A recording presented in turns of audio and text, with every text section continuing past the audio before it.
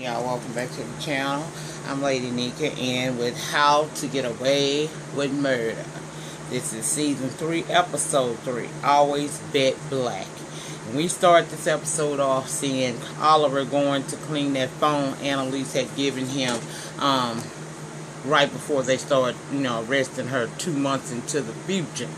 Okay, we saw her getting fingerprinted, down at the jail, and then it jumps back 6 weeks to Annalise and Nate. Now, he make it smoothest for her, and she looked a bit uncomfortable. I assume he kind of cramping her style. Been a minute since she had a man living around there since Sam, and, he kind of like doing too much, but he trying to be helpful, as Nate always has, always is with Annalise every season. I'm glad she wasn't rude enough to throw the man's smoothie away in his face. She waited till she got to the university, and then we saw her throw it away. That's good. Now, down at the school, the president of the school comes to Annalise, and she telling Annalise, I'm sorry about, how the board came at her, trying to suspend her till things calm down.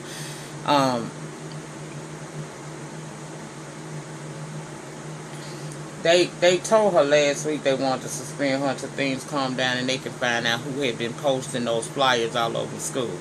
She tells Annalise she should not fight her so. And Annalise said, girl, my whole life a fight, okay? My career on the line, as is my job. The president tell her just trust her and try to keep a low profile, but she don't know how easy that's going to be, especially with this new case that they have, okay? Now, this new case is the guy, this guy by the name of Solomon, okay? Now,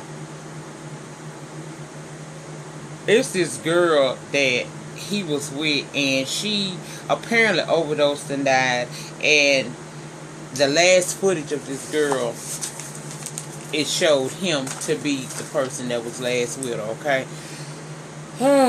He's deemed by the media as the call girl creeper.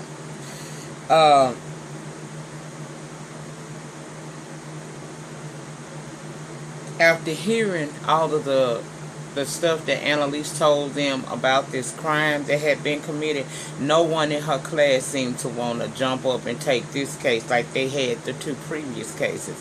But Micaela did, okay?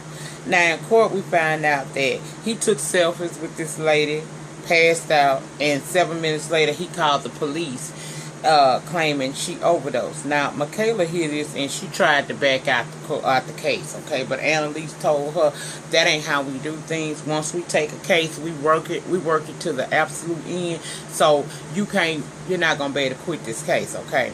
Next, we see Wes. Wes asked Annalise about where Laurel is, and she said she sent her to go see her dad. Now, let's go down to Miami. Laurel's down there. She go to meet with her dad, and apparently he's the CEO, or else he owns this company that's able to do a lot of like tapping folks' phones and finding them and stuff like that. Well, she really want her dad to help her locate Frank. That's why she there. He said he knew that when she came, and as they talking, in comes this woman who we later find out is a moderator. And Laura is confused as to why she's there, but her dad told her that they needed to someone to kind of mediate this meeting between the 2 of them. Now, from what I gathered out of this meeting with her dad, she always seemed to not be interested. He seemed like he wasn't really interested in her. It's like as if her and her mom came right behind his career and his money, okay? It's always been about business with him. Okay, the moderator post saying she trying to help, but it's too much, conflict between the 2 of them, and Daddy seems to want to reconcile the differences, but Laurel is still salty and can't seem to let the grudge go. She eventually just gets up and walk out. Now, let's go to Bonnie and Annalise at Annalise's house. They talking, and of course Nate's there. Running Annalise crazy with these smoothies and stuff, and Anna say that she love a steak. Bonnie asked her was Nate living there. She said yeah for now. Now Annalise played it cool. He ain't the one that's really working on my nerve, and I don't think that was really he wasn't the issue for her. The issue for her was probably, about this case, okay? It hits close to home for her and Bonnie, and Bonnie want Annalise to cut a deal, but she don't really want to do that. So it just, it just seemed like that ain't right for her to do, right? Now later we see Connor and Asher kind of messing with Micaela a little bit, because Micaela ex has got re-engaged again to a nice girl from a predominant family, and you can tell that Micaela kind of salty about that situation, but they just poking fun at her.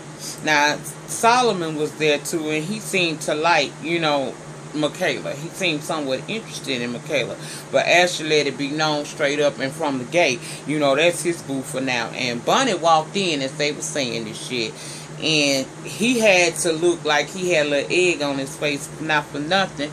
He apologizes to Bonnie for that, because we all know that Asher still got feelings for Bonnie. If he had a choice, he'd be over there with Bonnie. She ain't really upset about none of that. Bonnie is always stone-faced, don't nothing bother her. So she was like, you ain't got to apologize to me, do you, I'm going to do me, okay? But we know he ain't upset about it, because he still care about her. Now, Annalise, after considering what Bonnie said, she go down there to the prosecution's office, and we meet this little young DA girl. She kind of sharp, look like a little Annalise back in the day. Before Annalise could say anything, the girl told her she don't know why Annalise there, because they ain't gonna cut no damn deals for her. Absolutely no deals will be cut with you by this office. I was like, girl, She tells her that they'll never cut deals with her again because of her bad behavior in the past. So Annalise asked her, so it's like that. Old girl said yes, and Annalise said, well, you seem quite confident. Old girl said, yeah, that's a trait that I picked up from you. Annalise got up and walked out the door. She said, yeah, I see, but except I don't have to fake it. Broke old girl face. I said, damn. Annalise will give you a one-liner that will shut you all the way up. Now, Wes is in bed with old girlfriend Maggie, but he can't get Laurel out his brains, okay? He focusing too much on Laurel and not realizing Maggie not really feeling that. Now, Laurel calls Wes and tells him that she did see her dad, and as she is on the phone with him, Daddy knocks at the door, so she got to hang up with him. Meanwhile, in the meantime, in between time, he done got that call from Laurel. Old girl done got up out the bed and went to the bathroom. She got a problem with that. He gonna mess this all the way up, because he too focused on Laurel. I'll chase this bitch because that's what you want, or else gone on with Maggie. But then again, I'm not quite certain where Maggie fits in here, because it's something about her that just make me uneasy. But we'll find out as the season progresses, okay? Now, Daddy done came there. He come there with a pie and a peace offering, okay? What he want her to do is he want her to put her name on this new investment that he wants to make. And if she does that, he'll tell her the whereabouts of Frank. Well, she tell him, I'm not signing Jack. And she throw that in the trash and put Daddy out, okay? Now, Annalise is calling Laurel right after Daddy leave, but she don't answer the call. She ignores the call because she still don't know where Frank is, so she ain't got no new news. While she on the phone calling Laurel, Nate walks in looking all oiled up and like a sexy, little sexy piece of chocolate. I was so lost watching that sex ass man, y'all. Well, they talking and Bunny and Oliver walk in there, and Oliver was in the same position that most of us was in. He was so captivated at how sexy Nate is, he couldn't even really respond or pay attention to what the hell Annalise was talking about. Nate must have caught on to that there, so he leaving. Oliver still watching him walk away. I said, child, I feel you, Oliver. Anyway, he said that they're there because Solomon's supposed to be broke. But he done went to the bank and withdrew this large amount of money. Which is why from what at the beginning of the episode, we learned that, Annalise is running this pro bono clinic. And he needed the money because apparently he's supposed to be broke. But he ain't broke because he done went to the ATM, the bank, and got this large amount of money. So Annalise goes to him asking him, I thought you didn't have any money. You know, what's really going on? At first, he acted like he didn't want to tell her, but after she let him know, I can drop you right now, he went ahead on and admitted to her that he has to pay off this lawyer he had previously. Okay? They were all fired up quick, but this one he admitted to this man that he killed another girl, and the man is blackmailing Solomon. So we learned that he did in fact kill yet another girl. Her name was Janie. She was a runaway. They met up for a few drinks and decided to, go hang out. He thought that he was going to get sex out of her. Janie told him, look, only thing I really want from you is a good high, and that's it. She was making fun of him, insulting the hell out of him, and she went to try to get her shoes so she can get ready to leave, and he bust her ass in the head with a bat. Blood spatter everywhere. So Janie did, and he took her body and put it in a freezer in an abandoned warehouse. So that's why he paying off the man, okay? Now Bonnie and Annalise, after hearing that, they done went to get drunk. That's how they deal with problems on here, trying to figure out what they gonna do.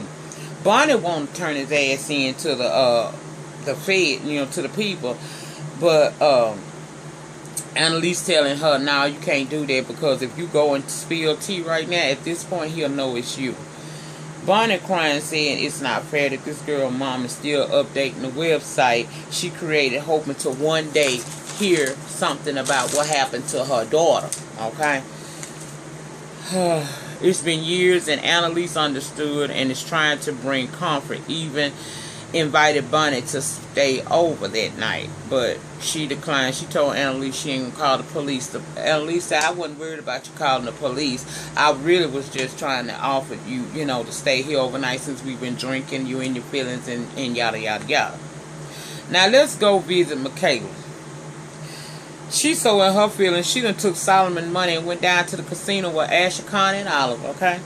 Oliver starts this, I'm so glad we can be friends and do things like this. Kind of say, we ain't no friends. I'm just here for the good time, but we ain't friends. Don't get that twisted. We're not friends, okay? So, next thing we know, we see Oliver over there chatting it up with this guy. Asher see it. He go run tell Connor, look, you need to go over there and get your dude. You need to get your dude, because he over here talking to this man, and look like this man interested in him. Connor tell him, I'm not worried about what he talking about, because that's not my man. He can do whatever it is that he wants to do, okay? Now, by some turn of events, I don't know how this happened with all them people in that casino on that floor, but the same guy that was talking to Oliver, winds up going over talking to Connor. Now, he over there talking about Connor look all good, and he had been watching him, and he admits, I was over there talking to the Asian dude, but Asians ain't really my thing. So Connor get in his feeling, and he kind of nuts up on the dude, told him to kick his ass, what you got against Asians? Old boy was like, I don't have nothing against them, it's just not my personal preference, I don't know why you debating me on this, but Connor done got in his damn feelings, okay? Connor done told the man he'll fuck him up. Now, Oliver gonna naturally assume that Connor started it because he jealous. I say, yeah, but old boy also said some shit about, you that wasn't rather nice, child. He said he'd rather have some rack of lambs opposed to some sushi and soy sauce. So, he defending you with jealousy, okay? He had old boy not come over, and said that, I doubt Connor would have said anything to him, But later on, we find out that Micaela done lost the money, so everybody not drunk no more, and they getting ready to leave. And as they getting ready to leave, Connor does apologize to Oliver. Oliver say, I don't want you to apologize. I want you to act more like an adult. And that irritated the hell out of me, because if y'all not together no more and you know how he feel about you, how you expect him to react when y'all spend too much time together, especially for him to still have feelings for you? Y'all shouldn't be still intertwined. Now, you done worked your way into being able to be in his workspace, and I'm sure that's uncomfortable to him, but beyond work, y'all shouldn't even go anywhere and deal with each other. And to me, that whole thing was just, it was petty as hell. I didn't get that. Now, Bunny's sitting at the computer at her house because she's looking at the website the girl Janie Mama has, and it's really starting to make her get deeper and deeper in her feelings. Meanwhile, Nate and Annalise in bed together, and child, he asking her what's bothering her. He tell me all your secrets. She said, okay, I got a dead girl in the freezer in an abandoned warehouse, and I don't know what the hell to do about that situation. While she telling him that, Laurel get a call, and she look at the ID and see that it's Frank. She pick up the phone trying to talk to Frank. Frank ain't want to hear shit she had to say. He said, look, let me tell you one thing. You tell that bitch Annalise don't send no more damn hitmen my way. Did she think I was that damn stupid to fall for some shit like that? And you calling me talking about you love me and all of that. Did you think I was stupid like that? Well, Laura tried to talk to him, see if she can get somewhere with him. And he wasn't trying to hear that shit because he hung the phone up in her damn face. Okay? Now, Micaela goes to sell all her engagement ring to replace that money that she had lost down at the casino, okay? She get the money that is necessary to replace the money, but she also got $1,000 extra, and she decided that she's gonna give it to the homeless people that was hanging around the pawn shop. So that's what she does. Asher looking at her like, girl, are you insane? You know what we could have did with that damn money? She ain't worried about that. She just wants to, do what she did, and that's it. Now let's go to court, y'all, because Solomon on the stand telling Annalise what happened the night that Virginia, the second girl that he's alleged to have killed, died, and he alleges that night it happened, he was jailed. He got, the night everything went down, he went to jail. He was put in his cell with this guy who told him about some girl named Janie that he killed and put in a freezer in an abandoned warehouse. You see how Annalise is getting this here. You see how she done got Solomon to tell this story, but not put it on himself and still be able to get it out there. Now, as soon as he started talking about that, of course, Miss DA girl done jumped up talking about objection. Annalise said, well, I tried. She talking about, the prosecution don't even know nothing about what they talking about. Annalise said, well, I tried to tell you yesterday. She said, did we not meet yesterday? Prosecution girl has to say yes. She said, well, when I tried to tell you, you told me y'all wouldn't work with me ever again in the prosecution's office because of my bad behavior in the past. She has to admit that was said. Annalise say, now you see, Your Honor, this proves bias on the prosecution's end. That's not fair that my clients be treated like that. The prosecution girl tried to explain, and Annalise went into full character on that ass. She say, I can be mistreated and talked to unfairly all day, but I will not have my clients subjected to this type of discrimination.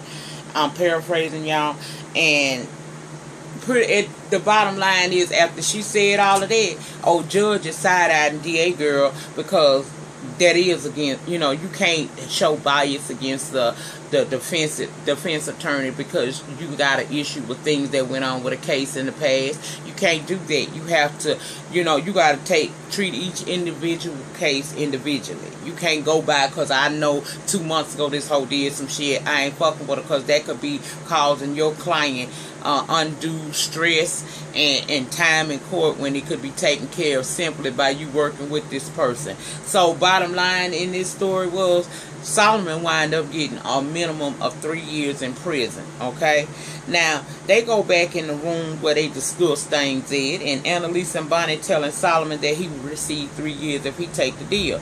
He started going the hell off talking about he hired them because she was supposed to get him off, not no 3 years. And I was like, motherfucker, you committed murder twice. You getting off with 3 years. You should be glad. Why are you giving this woman grief about this?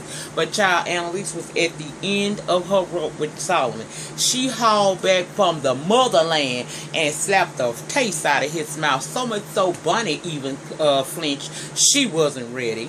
And she told him compared to what you supposed to get, 3 years is a light motherfucking sentence. We not gonna sit here and argue, fuss, and debate about it. You gonna take these damn 3 years, and you gonna take them gladly. Do you hear what I say? You taking the 3 years? And he said, okay. He agreed with that because he was in shock, and he really was scared at the same time. So he gonna get his 3 years. Now we got Wes back in the bed thinking about Laurel yet again, texting her. And he asking, did she find out where Frank was at? She ignores it. But the next day, she goes to see her daddy. And she done signed that piece of paper she put in that trash. She signed that, and he tell her Frank is somewhere in the Pittsburgh area, and he don't know why he's there, you know. So I guess, and they also talk about working on their relationship, getting better with each other, and it seemed like they gonna try to work through their differences, okay?